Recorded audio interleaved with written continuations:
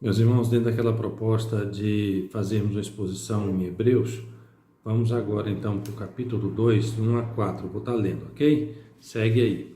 Por esta razão importa que nos apeguemos com mais firmeza às verdades ouvidas, para que delas jamais nos desviemos.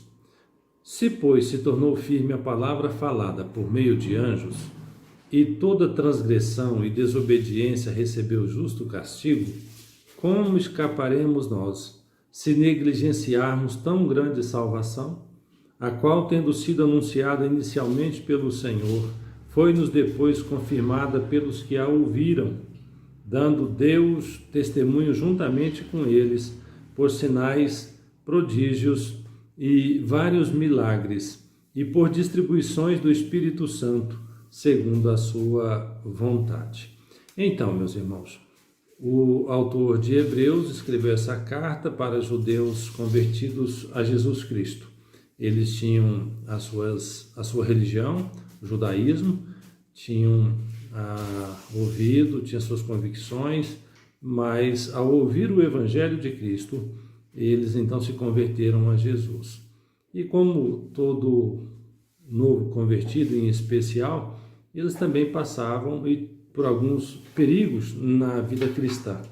E dentre as informações e orientações do autor, ele, nesses versos aqui, vai adverti-los de um grande perigo que eles estavam passando. Qual é o grande perigo? Encontramos no verso 1, quando ele diz desviar.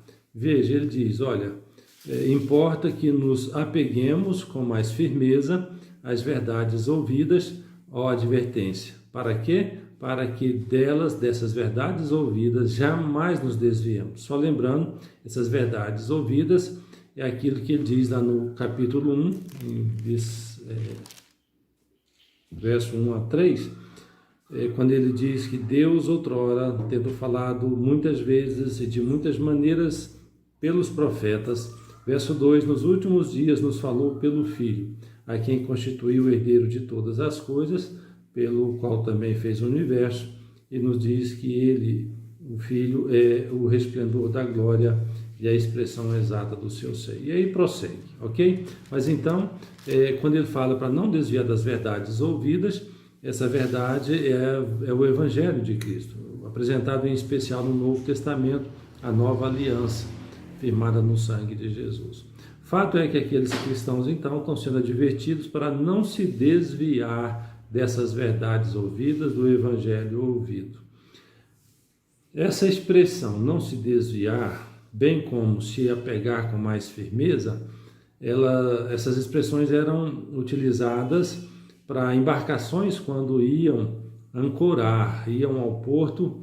Então, quando diz apeguemos com mais firmeza, essa expressão era usada para fixar, amarrar a embarcação no porto. E desviar era deixar a embarcação sem amarras, deixá-las a ficar em alto mar, sem comando, sem remos, sem rumo, sem destino certo. Essa era a expressão que o autor diz aqui, então. Eles estavam em grande perigo, enfim, de desviar, de naufragar na fé, porque afastando da verdade o Evangelho, era como que essa embarcação solta em alto mar, sem esses comandos, ok? Me chama a atenção porque o apóstolo Paulo, quando escreveu a Timóteo na sua primeira carta, no capítulo 1, verso 19, ele usa a mesma expressão que é usada aqui, 19 e 20. Paulo escreveu a Timóteo, verso 19, diz, mantendo fé e boa consciência, porquanto alguns, tendo rejeitado a boa consciência, vieram a naufragar na fé. Olha a expressão, eles não ficaram firmes, se desviaram, isto é, naufragaram na fé. Verso 20 diz Paulo, e dentre esses se contam Himeneu e Alexandre, os quais entreguei a Satanás para serem castigados, a fim de não mais blasfemarem. O que Paulo nos lembra é dois homens que ouviram o Evangelho, estiveram com Paulo, conheceram a verdade, mas, diz aqui, naufragaram na fé, não é? Ficaram como essa embarcação à deriva, sem rumo certo, como diz o autor de Hebreus. Então esse é o grande perigo, é do cristão se desviar da verdade, desviar do evangelho e ficar como uma embarcação à deriva. E ele diz então, para que isso não aconteça, amarrem-na no porto, apeguem-se com mais firmeza, aperte o nó, aperte a corda para essa embarcação gozar de segurança no porto, ok? Essa é a comparação. Então tá, esse é o perigo. Aí o que me ocorre é a seguinte pergunta: como na prática, no dia a dia, acontece esse desvio, esse ficar à deriva na fé, correr esse risco? Na prática, como é que acontece isso? E eu encontro a resposta no verso 3, quando ele diz: como escaparemos nós se negligenciarmos tão grande salvação? Então, esse afastamento da fé, esse desvio da fé, ocorre, dentre outros motivos, porque a fé é negligenciada. A salvação, grande salvação, é negligenciada. Em uma só palavra, negligência. Negligência é o que leva o crente a desviar da fé, como aquela embarcação que está à deriva. O que é negligência? O que é negligenciar a fé? Se você prestar atenção e for algum dicionário, você vai ver: negligência tem a ver com desleixo, com descuido, apatia, indiferença, coisas desse tipo. E Paulo, o autor aqui, ele nos diz que então essa apatia, essa negligência leva o crente a desviar da fé. Deixa eu te dar 2 exemplos aqui da própria carta de Hebreus do que é negligência, que nos leva à apatia, nos leva a afastar da fé. Primeiro exemplo que eu te dou, no capítulo 10, o autor de Hebreus, no verso 25, diz: não deixemos de congregar-nos, como é costume de alguns. Antes, façamos admoestações, e tanto mais quanto vedes que o dia se aproxima. Um exemplo, então, de negligência, segundo o próprio autor, é deixar de congregar. Irmãos, de fato, pela minha experiência pastoral, pelo tempo decorrido, a gente percebe isso com certa frequência até. Pessoas que conheceram o Evangelho, ouviram, foram até recebidos na igreja como membros, mas, dada a apatia, ao descuido, ao desleixo, acabam deixando a igreja para último plano, talvez, ou seja, negligenciam a igreja. O autor aqui diz: olha, não deixe de congregar. Deixar de congregar é seguramente uma negligência espiritual. E a experiência me mostra que aqueles que tratam a igreja com apatia, indiferença, desleixo, a vida pessoal, a vida espiritual, a relação com Deus não é diferente, é do mesmo jeito. Não tem grande diferença, não. Uma coisa eu percebo: essa negligência é um processo que com frequência começa com a negligência e acaba terminando na apostasia, no naufrágio espiritual, na qual Paulo nos lembrou em 1 Timóteo. Deixa eu falar alguma coisa também aqui do texto sobre esta grande salvação, porque o autor está dizendo que como escaparemos nós se negligenciarmos tão grande salvação? Repetindo, negligência que leva a desviar da fé que teve em Jesus. Uma palavrinha sobre essa grande salvação. Normalmente, quando se fala em salvação, as pessoas pensam no aspecto futuro da salvação. E, de fato, isso é verdade. A tão grande salvação está diretamente relacionada à salvação da perdição eterna, da condenação eterna. E por isso você entende aí inferno, o Apocalipse chama do lago do fogo, onde depois do juízo final estarão ali o diabo, seus anjos, a besta, o falso profeta, a grande meretriz, isto é, a falsa igreja, e todos aqueles que rejeitaram a Jesus, o Evangelho, não quiseram participar da nova aliança, rejeitaram-na, portanto. Tem esse aspecto futuro, mas tem um aspecto presente também, meu irmão, da salvação. Eu costumo dizer, a salvação é como se fosse um grande pacote, onde estão incluídos o aspecto futuro, o presente, como, por exemplo, o perdão. Quem já sentiu o perdão de Deus pelos seus pecados está compreendendo perfeitamente o que eu estou falando. O fator de ser reconciliado com Deus. Agora, eu que era inimigo de Deus, agora sou amigo de Deus, sou aproximado, fui escolhido e faço parte da família de Deus, a Bíblia me assegura isso. Cara, isso tem um valor que o mundo não consegue entender. Quem não experimentou não consegue compreender isso que eu estou falando. Desse aspecto presente, né, do perdão, reconciliação com Deus, desta paz que a pessoa passa a gozar. Paz que o mundo não tem, não oferece. Paz que o Senhor Jesus Cristo nos deixou, que, segundo a Bíblia, excede o entendimento, vai além. Também, quem já experimentou a salvação em Jesus sabe perfeitamente do que eu estou falando, dessa paz que excede todo entendimento, da alegria de ser novo agora, tudo se fez novo na minha vida. Por exemplo, eu poderia citar do novo que se fez, dessa grande salvação nos dias presentes, né, no aspecto presente, cara, aquele sentido que a vida passa a ter. A vida passa a ter um novo sentido. Aquele vazio que talvez dominava a vida da pessoa, Deus tira. Ele não existe mais. Que falar das maldições? Maldições que acompanharam a pessoa, a sua descendência, a sua ascendência. Vem de família. Quantas maldições, alguns dizem hereditárias, maldições hereditárias. Cara, coisas terríveis. Você percebe que normalmente aquilo que foi marcante negativamente numa família e vai passando de geração para frente. Mano, quando Jesus verdadeiramente se torna o nosso Senhor e Salvador, essas maldições são rompidas, são quebradas hoje, aqui e agora. A descendência não tem que continuar vivendo essa escravidão, nessa maldição para sempre.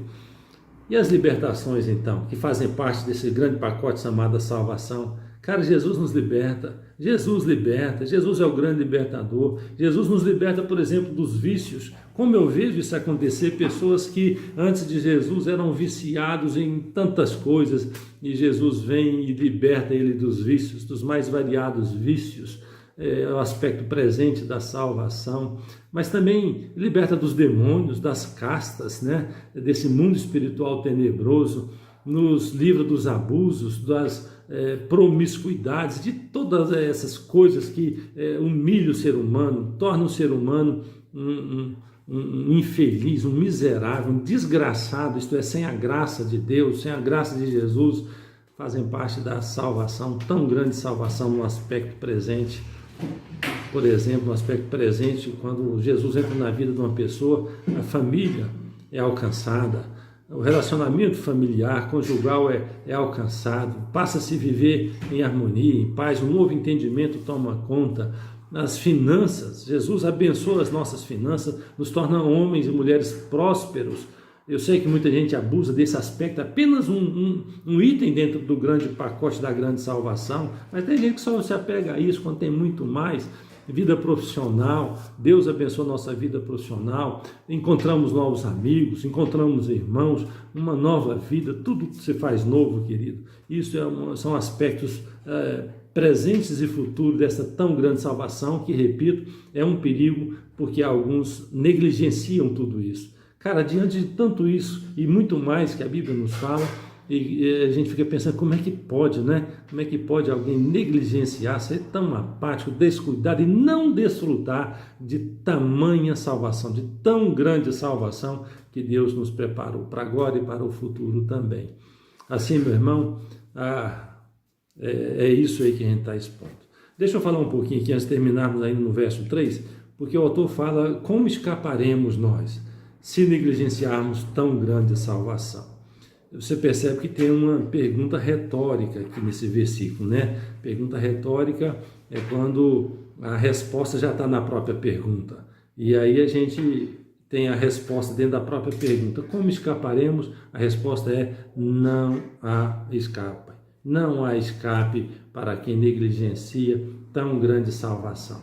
Deus que nos preparou a salvação e a gente, né, de uma forma tão apática, desleixada, abandona, larga para lá, não dá o devido valor a tudo isso. Então não há escape. Para fundamentar que não há escape, olha o verso 2. O autor parte do menor para o maior.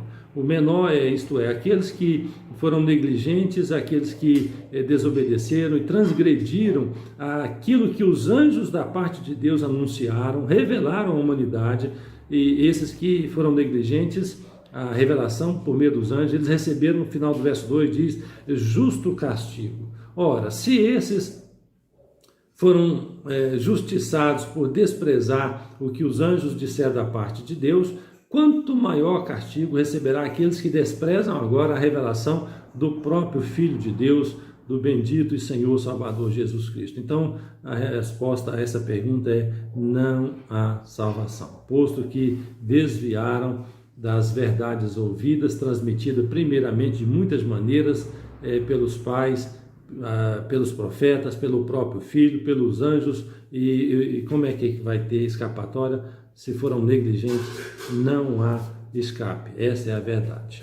Muito bem, queridos, eu quero concluir dizendo que o autor percebeu esse risco na vida dos cristãos daqueles dias, que ouviram a verdade, creram em Jesus, se converteram a Jesus, passaram a fazer parte da nova aliança, mas que corriam um grande risco, pois estavam sendo apáticos, indiferentes ao Evangelho, à verdade ouvida. Isso leva ao quê? Pode levar facilmente a desviar, isto é, como a comparação que faz no verso 1, aquela embarcação que está à deriva, sem rumo, sem remos, sem alguém para dar o comando, e pode facilmente afundar. Paulo usou essa expressão para dizer que 2 homens, Himeneu e Fileto, afundaram, naufragaram na fé. Querido, eu quero deixar 2 palavras. Primeiro, para você que já ouviu o Evangelho, creu em Jesus e diz que agora é participante da nova aliança, é até membro da igreja. Esse risco também existe, querido, de nos tornarmos negligentes ainda hoje, de deixarmos a igreja em segundo plano, de não participar, não considerar o valor que a igreja tem, e eu sei que muitos crentes têm esse posicionamento. Quantos irmãos foram recebidos na igreja ao longo do meu ministério e que depois a gente percebeu não davam o devido valor à igreja. Troca a igreja por qualquer programa, troca a igreja por academia, por um futebol, por sei lá, por um monte de coisa. Meu irmão, você não está tendo um entendimento o que representa a igreja na vida do cristão e no mundo também. A igreja é a agência de Deus para transformar esse mundo. O normal é que já tenha transformado a vida daquele que ouviu o Evangelho, a verdade. E se não ouviu, se ouviu e não teve a sua vida transformada e não está acontecendo, olha lá que está acontecendo isso que o autor está dizendo. Está se desviando, hein? Olha lá que está como aquela embarcação que está à deriva, correndo o risco de naufragar. Quero dizer também para você, encerrando, que a semelhança dos judeus, tem a sua fé, tem a sua religião, mas que ainda não participa da grande salvação. Se eu te perguntasse agora, você tem certeza para onde você vai após a sua morte? Você vai para o céu, vai para o inferno? Ou mesmo hoje, como é que está a sua vida? A sua vida hoje é uma expressão do céu ou do inferno. Essas grandes mudanças já aconteceram na sua vida, na sua família, na sua vida profissional, financeira. Como é que está a sua consciência, a paz, a alegria? Todas essas coisas são evidências se a gente já creu em Jesus ou não. Se você não goza dessa grande salvação ainda, se você ainda não tem essa paz, sua vida está um vazio ou coisas desse tipo, eu quero dizer para você que hoje você pode mudar a sua história. Jesus pode mudar a sua história. Você, para que isso aconteça, precisa crer em Jesus, no seu sacrifício perfeito na cruz do Calvário. Você precisa se arrepender dos seus pecados e pedir a Jesus o perdão e pedir que Ele o aceite como seu filho, como aquele que vai fazer parte agora, por meio de Jesus, da nova vida, dessa nova aliança feita no sangue de Jesus. Você poderá fazer isso ainda hoje, através de uma oração a Jesus. Eu vou estar encerrando com uma oração. Se você crê nisso e quer fazer também uma oração nesse sentido, aproveite agora o momento, querido, faça também a sua oração, entregando sua vida a Jesus, pedindo a Ele perdão e pedindo para Ele te aceitar como seu filho. Oremos. Senhor, eu quero te louvar em nome de Jesus pela tua palavra que é viva, eficaz e que nos fala do amor do Senhor para com o pecador, como o Senhor quer perdoá-lo e salvá-lo. Deus, se tem porventura alguém que está ouvindo ou que vai ouvir esse vídeo e que não tem essa certeza ainda, eu te peço que o teu bom Espírito Santo abra o entendimento e mostre a verdade para que creia em Jesus e venha participar dessa nova aliança. Quanto àqueles, ó Deus, que já confessaram Jesus, mas que estão correndo o risco, Senhor, de desviar, de naufragar na fé, eu peço misericórdia. Deus, segura com a tua poderosa mão. Desperta esse irmão, ó Deus, que está sendo negligente, omisso, relaxado na fé e em relação à sua igreja também, para que ele acorde, desperte e venha firmar, segurar, amarrar, ó Deus, como a embarcação firmemente no porto seguro, que é o Senhor Jesus Cristo. Traga essa pessoa, Pai, de volta à comunhão com o Senhor, com a igreja, a leitura, a devocional diária. Eu te peço em nome do meu Deus, do meu Senhor e Salvador Jesus. Amém.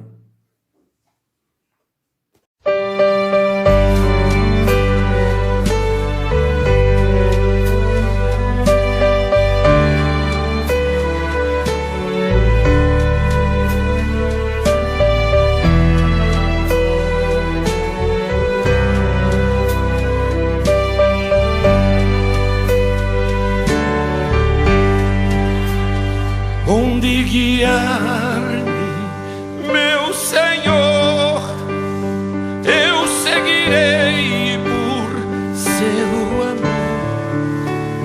É sua mão que me conduz por minha ferida sobre a cruz. Guia-me sempre, meu Senhor, guia meus passos, Salvador. Tu me compraste sobre a cruz, rege-me em tudo, meu Jesus. Acho prazer em seguir, descanso e paz me faz sentir. Doce amigo, teu querer, gozo me traz de obedecer. Guia-me sempre, meu Senhor, guia meus passos, Salvador. Tu me compraste sobre a cruz, rege-me em tudo, meu Jesus. Sigo sem medo o meu Senhor, que me encheu do seu amor. Sentindo perto a sua mão, posso cantar na escuridão. Guia-me sempre, meu Senhor, guia meus passos, Salvador. Tu me compraste sobre a cruz, rege-me em tudo, meu Jesus. Para seu reino me conduz pelo jardim e pela cruz. Lá ficou morto o velho eu, lá meu espírito reviveu. Guia-me sempre, meu Senhor, guia meus passos,